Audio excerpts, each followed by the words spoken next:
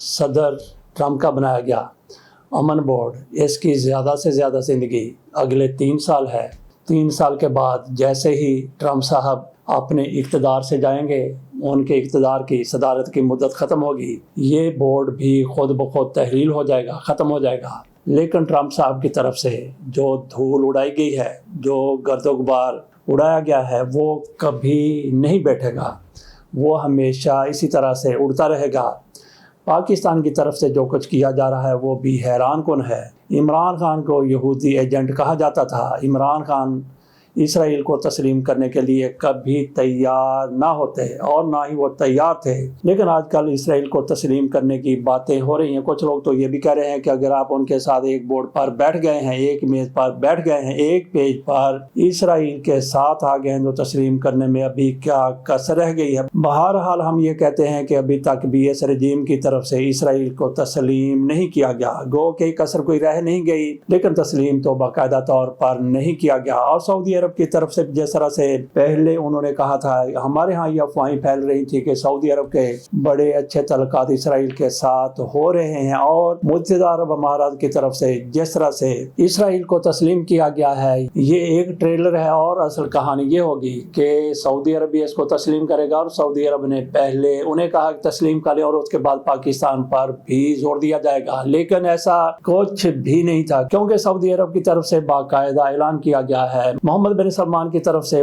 واضح طور پر کہا گیا ہے کہ ابراہیم اکارڈ کا اس وقت تک حصہ نہیں بنیں گے جب تک 2 ریاستی حل کی طرف اسرائیل آ نہیں جاتا، 2 ریاستیں بن نہیں جاتی۔ بہرحال قائد اعظم کی نظر میں 2 ریاستی حل کوئی حل نہیں تھا، ان کی نظر میں یہ ایک ناجائز بچہ ہے، حرامی بچہ ہے، وہ کبھی اس کو تسلیم کرنے کے لیے تیار نہیں تھے۔ 2 ریاستی حل کی طرف قائد اعظم نہ کبھی آئے، نہ انہوں نے آنا تھا۔ تو محمد بن سلمان کی طرف سے واضح طور پر کہا گیا، اس سے یہی نظر آتا ہے کہ محمد بن سلمان اسرائیل کو تسلیم کرنے کے لیے تیار نہیں تھے، نہ ہیں اور نہ ہی آئندہ ہوں گے۔ تب تک نہیں ہوں گے جب تک 2 ریاستی حل معرض وجود میں نہیں آ جاتا۔ تو یہ جس طرح سے کہا جا رہا تھا کہ سعودی عرب پاکستان پر دباؤ ڈال سکتا ہے کہ اسرائیل کو تسلیم کر لیا جائے، یہ سارا کچھ غلط اور بے بنیاد ثابت ہوا۔ پاکستان کا آج اسرائیل کی طرف اگر کوئی جھکاؤ ہے یا اسرائیل کے لیے نرم گوشہ کہیں پہ پایا جاتا ہے، تو اس کے پیچھے قطعی طور پر سعودی عرب نہیں ہے، بلکہ اس کے پیچھے ٹرمپ صاحب ہیں۔ ٹرمپ کو خوش کرنے کے لیے، جیسا کہ ہم نے اپنے پچھلے ویلاگ میں بھی کہا تھا، ملی الودی کی طرف سے واضح طور پر کہا گیا کہ ٹرمپ کو خوش کرنے کے لیے یہ بورڈ میں شامل ہوئے ہیں، پاکستان بورڈ میں شامل ہوئے، شہباز شریف صاحب بورڈ میں شامل ہوئے ہیں۔ تو باقی جنگ کے حوالے سے ملی الودی کی طرف سے یہ کہا گیا کہ یہ منافقت ہے، ٹرمپ کی منافقت ہے، اگر غزہ میں وہ امن قائم کرنا چاہتے ہیں تو کر سکتے ہیں۔ کیا کہا، ذرا سنیے ان کی زبانی۔ ایک طرف سے آپ کہتے ہیں اگر یہ واقعی جنگ روکنا چاہتا تو مجھے بتائیں غزہ میں جو ہو رہا ہے وہاں کیوں نہیں روکی؟ حال ہی میں یو ایس نے 8ویں دفعہ ایک قرارداد کو ویٹو کیا ہے which called for a permanent ceasefire in Gaza۔ یہ کس طرح کا ہے؟ اور پھر وہ لوگ ہمارے ملک میں جنہوں نے اس کو مین آف پیس کہا، وہ تو کم از کم اپنے الفاظوں کو واپس لے لیں خدا کے واسطے۔ تو ملی الودی کی طرف سے کہا گیا کہ جو لوگ ان کو امن کا پیغمبر سمجھتے تھے، امن کا آدمی سمجھتے تھے، ان کو مین آف پیس کہہ رہے تھے، ان کو بھی اپنے الفاظ واپس لینا ہوں گے۔ اور شہباز شریف صاحب ہر جگہ پر ایک ہی بات کرتے ہیں، ان کو سلام کرتے ہیں ٹرمپ کو، اور اس کے ساتھ ساتھ ان کی تعریفیں بھی شروع کر دیتے ہیں، ان کے منہ پر بھی اور ان کے آگے پیچھے بھی، جہاں کہیں بھی ان کو پتہ چلتا ہے کہ ٹرمپ تک میری بات پہنچ سکتی ہے، ایسی باتیں وہ کرنا شروع کر دیتے ہیں۔ ہمارے شہباز شریف صاحب، جس طرح سے ہم نے بات کی کہ عمران خان کو کہا جاتا تھا کہ یہ یہودی ایجنٹ ہے، جس طرح سے اب پاکستان اسرائیل کے ساتھ ایک ٹیبل پر بیٹھے گا، جس طرح سے بورڈ میں شامل ہو گئے ہیں، تو ان کے کچھ پٹواریوں کی طرف سے اور مداریوں کی طرف سے، جن کو آپ کہہ سکتے ہیں کہ فیڈر والے سیاستدان، ان کی طرف سے کہا جا رہا ہے کہ اقوام متحدہ میں بھی تو اسرائیل موجود ہے۔ جی بالکل موجود ہے، لیکن اقوام متحدہ کے ممالک کی تعداد 200 سے زیادہ ہے، یہاں پہ 20 لوگ ہوں گے، 20 لوگوں کے ساتھ آپ نے ان کے ساتھ बैठ रहे हैं, अभी तक 20 लोग हो सकता है कि 25 हो जाएं या फिर 30 हो जाएं, तो एक टेबल पर आप बैठेंगे तो आपको कैसा महसूस होगा।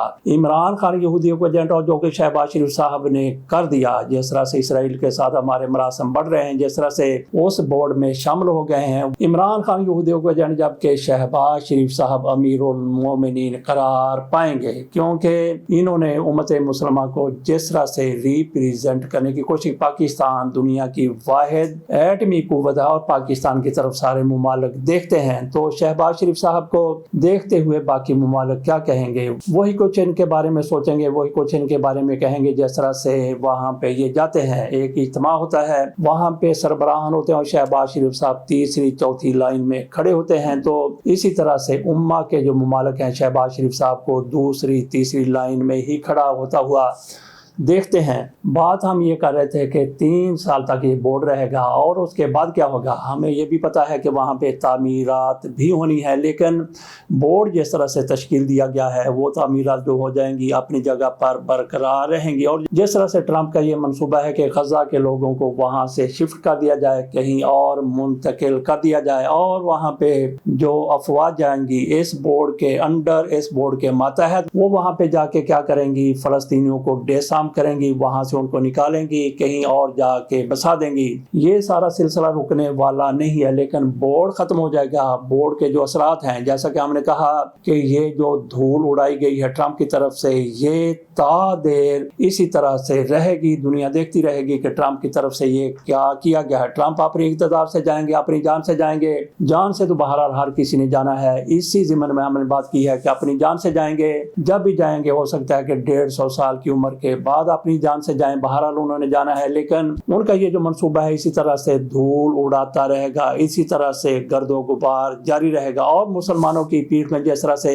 इस बंदे की तरफ से छुरा घोंपा गया है वो हमेशा याद रखा जाएगा। जिस तरह से मलिहा लोधी साहिबा की तरफ से कहा गया कि इस शख्स की तरफ से 8 मरतबा वीटो किया गया है उनके हकूक को, फलस्तीनियों के हकूक को, तो ऐसा बंदा कैसे इनके लिए कोई अच्छा काम कर सकता है, कैसे इनको रिलीफ दे सकता है। ये फलस्तीनियों के लिए एक जुल्म है, एक जबर है, और ट्रंप साहब इस जुल्म को, जबर को मजीद भी बढ़ाते चले जा रहे हैं। उनकी तरफ से वाज़ेह तौर पर कहा गया, हमारे हुक्मरान जो भी कहें, उन्होंने कहा कि हमास का खात्मा जरूरी है, हमास का खात्मा करेंगे, फलस्तीनों का खात्मा करेंगे, गजा से उनको निकालेंगे, गजा में उनकी मर्जी की हुकूमत होगी। और वहाँ पे टोनी ब्लेयर को भी ये लाने की कोशिश कर रहे हैं। एक तरफ वो कह रहे हैं कि ये सारा नजरिया था टोनी ब्लेयर का, लेकिन बरतानिया इसमें शामिल नहीं है, बरतानिया इस बोर्ड का हिस्सा नहीं है। इस पर बात होती रहेगी। ये मुस्लिम उम्मा के जिस्म पर वो नासूर है जो बढ़ता ही चला जा रहा है। देखते हैं कि मुसलमान मुमालिक इकट्ठे होते हैं तो इस नासूर का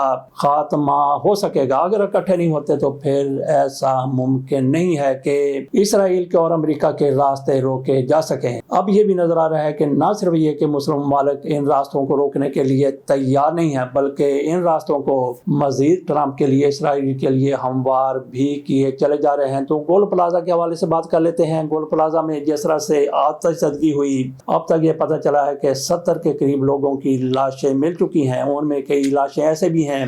जो बिल्कुल शनाख्त के काबिल नहीं है। और इसके साथ साथ 18वीं तरमीम के हवाले से भी तज़किरा हो रहा है। 18वीं तरमीम में जिस तरह से सूबों के इख्तियारात दिए गए थे, उसमें निचली सतह तक इख्तियारात दिए जाने थे, लेकिन निचली सतह तक इख्तियारात नहीं दिए गए। और ये काम जिस तरह से प्लाजे को आग लगी है, ये निचली हुकूमतों का काम था, वहाँ पे इंतजाम करना, वहाँ पे सारा सिलसिला दुरुस्त रखना, लेकिन वहाँ पे निचली सतह तक इख्तियार मुंतकिल नहीं किया गया। ख्वाजा आसिफ की तरफ से कहा गया कि 18वीं तरमीम ढकोसला है। राना सनाउल्लाह की तरफ से कहा गया कि 18वीं तरमीम बेशक इत्तेफाक राय से मंजूर की गई थी, लेकिन उसमें तरमीम हो सकती है, उसमें बेहतरी आ सकती है, उसमें बेहतरी की हमेशा से गुंजाइश होती है। 18वीं तरमीम पीपल्स पार्टी के लिए जान से भी ज्यादा अजीज है। इसी की तरफ से ये तरमीम लाई गई थी, मुस्लिम लीग नून की तरफ से इसकी हमायत की गई थी। मुस्लिम लीग नून कभी इस तरमीम पर हल्की ढोलकी पर नाचती है, हल्की ताल पर नाचती है, धीमी मौसीकी पर नाचती है اور کبھی اس کے خلاف کھڑی ہو جاتی ہے، کبھی اس میں ترمیم کی باتیں کرنا شروع کر دیتی ہے، اور کبھی ان کی طرف سے کہا جاتا ہے کہ اس کا خاتمہ کیا جانا چاہیے،